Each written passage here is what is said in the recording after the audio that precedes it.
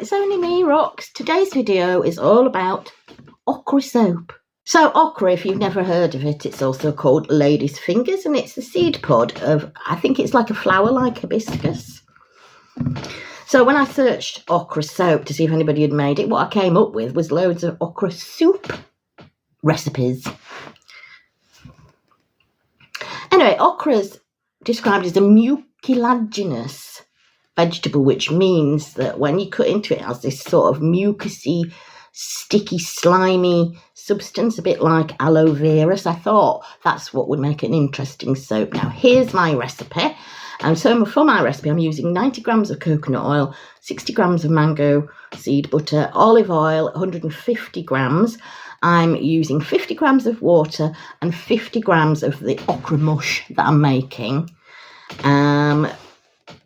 42 grams of sodium hydroxide. So I'm just cutting into the okra to begin with. And I'm trying to show you here just how kind of sticky it is. When I'm cutting it, it's sticking to the knife. It's this beautiful, really nice star shape when you cut into it. Very, very pretty.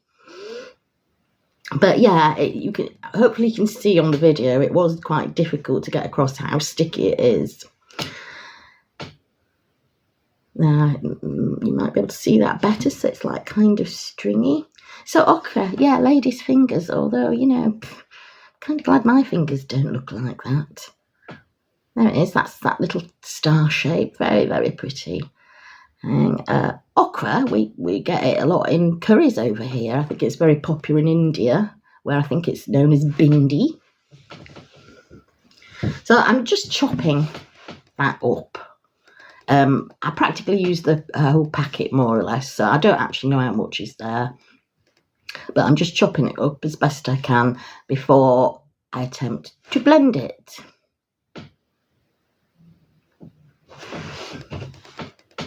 Oh, there you can see how sticky it is. A little bit better. Reminds me a bit of algae.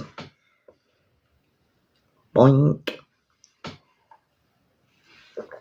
So first of all, I'm just trying to blend it in that like grinder thing, except the okra's actually below where the blade is, so it's just not working. So obviously I realise this and turf it out into a deeper container so that the okra is deeper, and I'm just add one teaspoon of water so that I know that it's going to get going. I've left the seeds in, as you'll see, because I think it would have been a right pain to try and de-seed it. Yeah,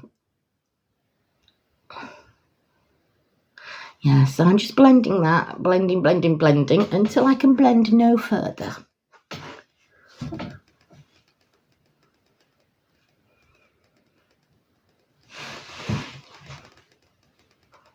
And then I'm demonstrating it's very, very, very silky. It's really silky feeling. So I'm just weighing out my soap ingredients. I'm just keeping it simple. There goes the coconut oil. In goes the mango butter next. There we go with the mango butter. And glug, 150 grams of the finest Aldi olive oil.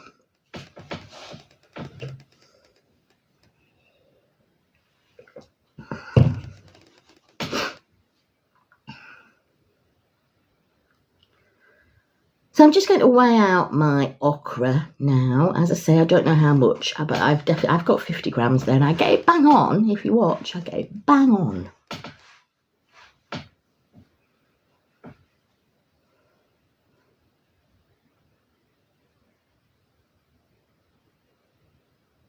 And then 50 grams of water.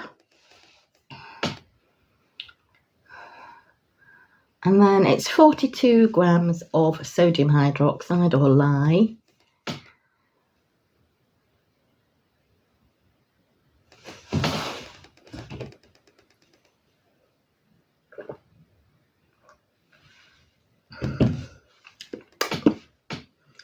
So just mixing that in. And yes, I don't have gloves on. It's just a simple, straightforward soap. I'm taking care You wear gloves. It's your responsibility to take care of your own safety. So I'm just adding, and look how clean that little jug is when I empty it out. It's just like spotless. That's how slimy it is. So I'm just blending that in with my oils before doing anything else. And this just did take me a little bit longer than it would do if I'm mixing in oat milk or coconut milk or something like that. And I think that's partly just because of the texture of it and it being so silky and slippy.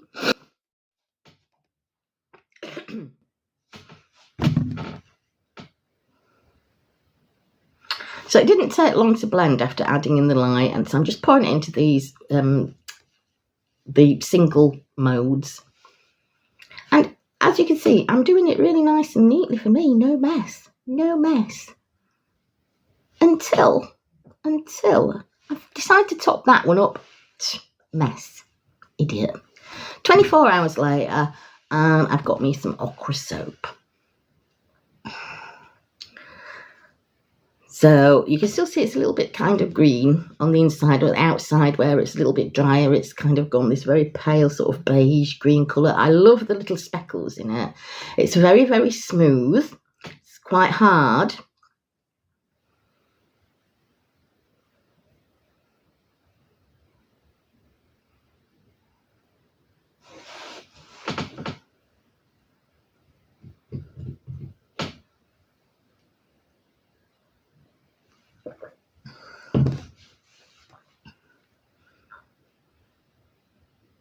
Yeah, I don't know what that little kind of scabby thing there is. It did feel glycerin-y, so it must have something to do with glycerin. It doesn't look like a typical glycerin river.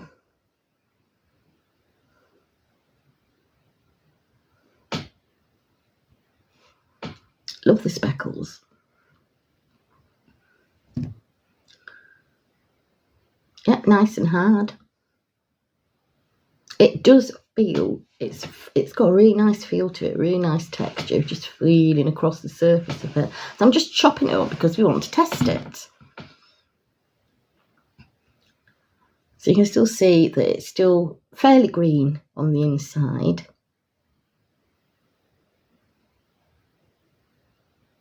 And for anybody, I don't want to hear comments from people who say, oh, you shouldn't test it so soon, it won't be saponified.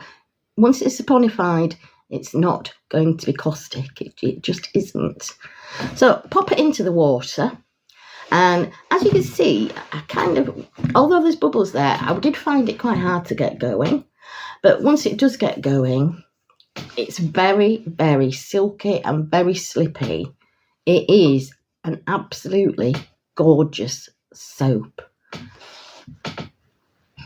I mean, I'm not sure what I expected, although given the nature of the okra and that mucilaginous substance that it's got in it, I did think, well, it should make it silky, or it might make it silky, and it most definitely has done.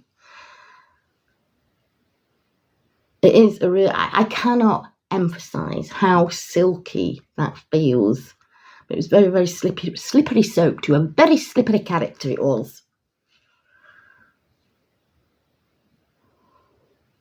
And my hands felt really silky. Anyway, that's it. Okra soap. Give it a go. It's fantastic soap, and I will definitely be using this. See you later.